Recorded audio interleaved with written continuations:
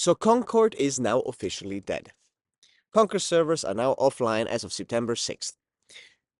This is something that I wanted to talk about because I feel like there is such a fundamental mistake these big companies do that smaller indie developers understand and also Valve understands. Why did Concord fail? And Deadlock seems to thrive. And it's a very simple thing that um, is overlooked, and it's a part of the game development process, in my opinion, that Valve has stated publicly, and that is game testing.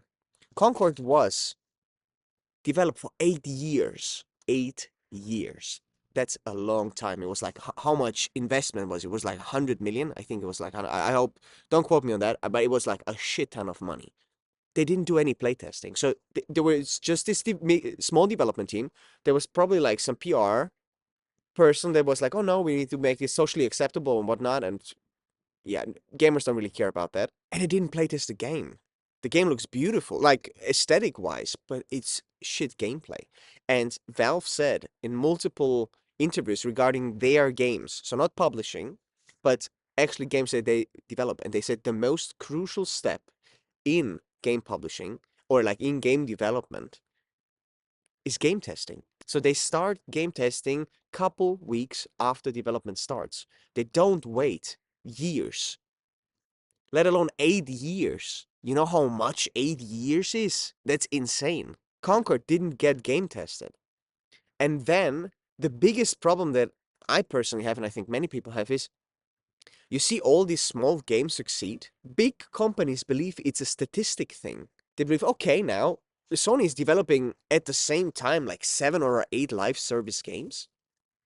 That's not how this works. Game development is an art. You can't just develop 8 pieces of trash and expect, oh yeah, statistically wise, one of them should do. No, this is not how this works.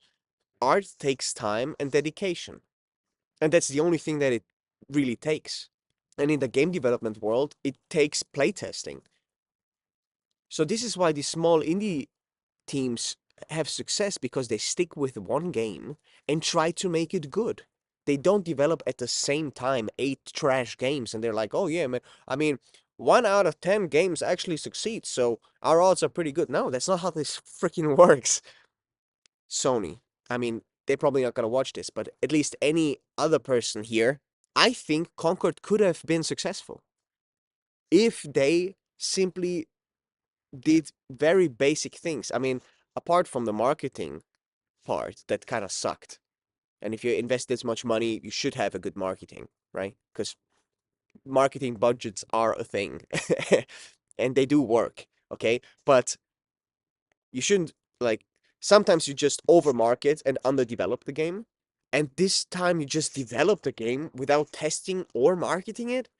I mean, this maybe worked with Apex Legends. They just released the game and it worked. But I'm 100% sure that they playtested that game.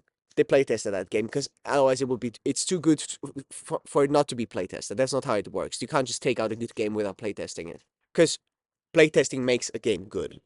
You get immediate feedback and you iterate on that, and then you make a game good. That's a vital part. Now, I believe, as I said, I believe Concord could have been good if they simply stuck from the very beginning and did playtesting and tried to put a spin on it, because nobody plays a game that is exactly like another game they played. Exactly like it, because then it would just play the other game. They want to have a certain twist on it. They want to have, I don't know, something special. Deadlock does that. Other hero shooters do that. Game testing. Big companies, please understand. Stick with one game and make it good. I believe, honestly, every game has the potential to be good. Look at Fortnite. Fortnite has been around for a long time. It was a different game before it became viral. It was like a zombie, what was it? A zombie. Yeah, Fortnite was actually a PvE game before. And then they iterated on that game to make it a battle royale. So I believe you can twist any game to make it work. But you need to listen to what the players want and then iterate on that. You can't just put out your vision of the game, because people don't care about your vision of the game. They care about what their experience is going to be like. So this is what playtesting is. They have an experience and it sucks, and then the developer tries to make the experience better. So if you take that out of the equation, it's like, what are you doing? Then you shouldn't be developing games at all. Anyway, let me know what you guys think about this. Is playtesting the most important thing in game development? Or do you think it's a good idea to develop games for 8 years and not playtest it and then just announce it and not market it? Fucking stupid.